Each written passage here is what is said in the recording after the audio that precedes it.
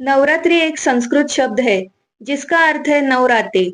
नवरात्रि में माँ दुर्गा की नौ शक्तियों को अलग अलग रूप में पूजा जाता है।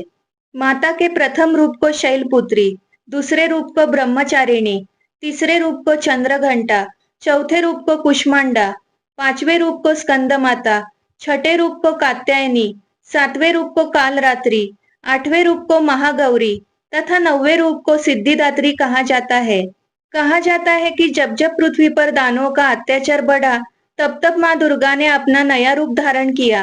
विभिन्न कामनाओं के लिए भक्तगण नवरात्रि में माँ दुर्गा के 9 रूपों की आराधना तथा पूजा करते हैं। दूसरा रूप ब्रह्मचारिणी। ब्रह्मचारिणी ब्रह्म का अर्थ है तपस्या और चारिणी का अर्थ है आचरण करने वाली। इस प्रकार ब्रह्मचारिणी का अर्थ हुआ तप का आचरण करने वाली।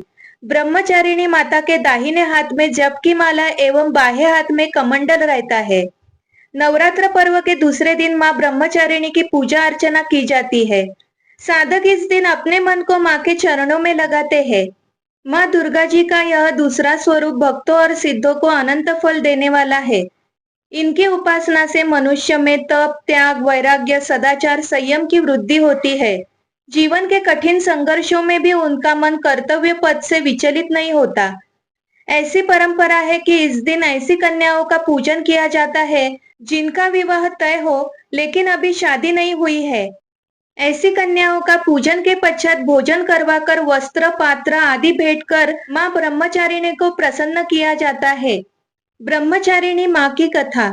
जब शैलपुत्री बड़ी हुई तब नारद जी ने उन्हें बताया कि अगर वह तपस्या के मार्ग पर चलेगी तो उन्हें उनके पूर्व जन्म के पति शिवजी ही वर के रूप में प्राप्त होंगे। शिवजी को ही वर के रूप में प्राप्त करने के लिए उन्होंने कठोर तपस्या की। तब उन्हें ब्रह्मचारिणी का नाम दिया गया। उन्होंने कई वर्षों तक फल खाए, जमीन पर सोई, यहाँ तक कि कई वर्षों तक कठिन उपवास रखे, खुले आसमान के नीचे सर्दी, गर्मी और घोर कष्ट सहे। यह देखकर सारे देवता प्रसन्न हो गए और उन्होंने पार्वती जी को बोला कि इतनी कठोर तपस्या केवल वही कर सकती है, इसीलिए उनको भगवान शिव जी ही पति के रूप में प्राप्त होंगे। तो अब वह घर जाए और तपस्या छोड़ दे।